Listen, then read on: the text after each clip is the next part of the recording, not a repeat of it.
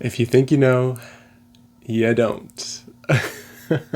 At least not all of it.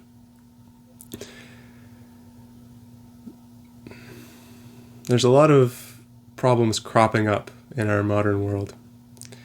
And some of them have to do with this extrapolation of relative truth as absolute truth. What do I mean by this? I mean that things can be true within a set of parameters, and they may not be absolutely true within all sets of parameters.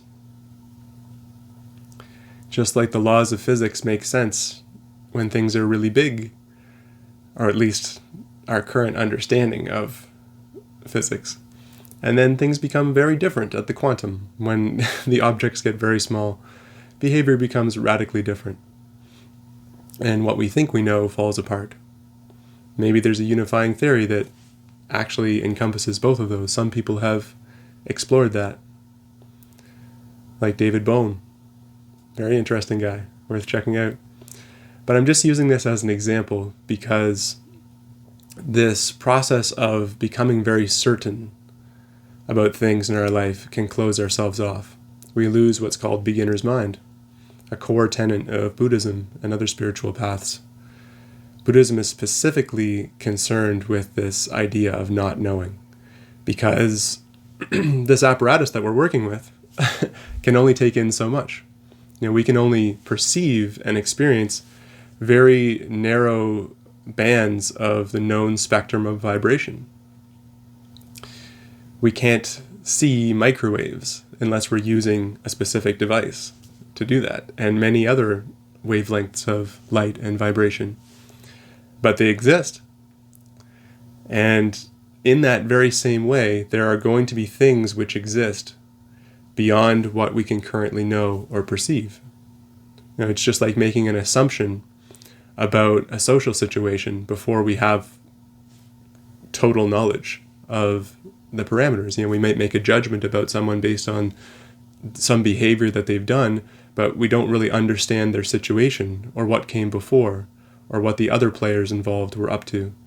And we want to come out in support of the people we already know and we're already more connected to and say, like, this person is right in this scenario because I know them, although I'm not saying that part, but I'm just going to blindly support this person without all of the facts. And there's something beautiful in that too, in just not needing to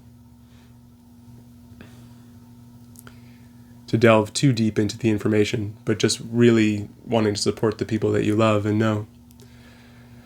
But taken the wrong way, this can kind of lead to a sort of tribalism that we see a lot of today, where there are groups of people squaring off against one another with highly incomplete information.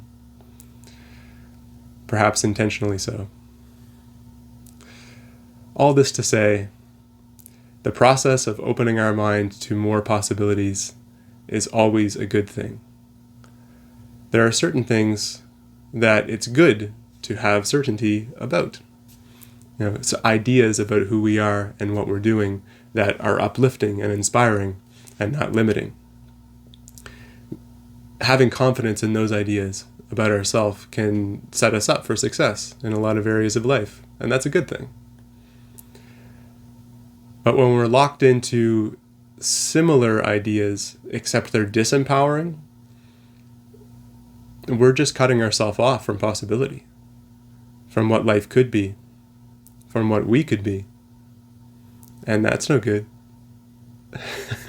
Especially if it's resulting in a life that we're not enjoying, or it's not thriving, or we are not finding the abundance and the prosperity that we're interested in.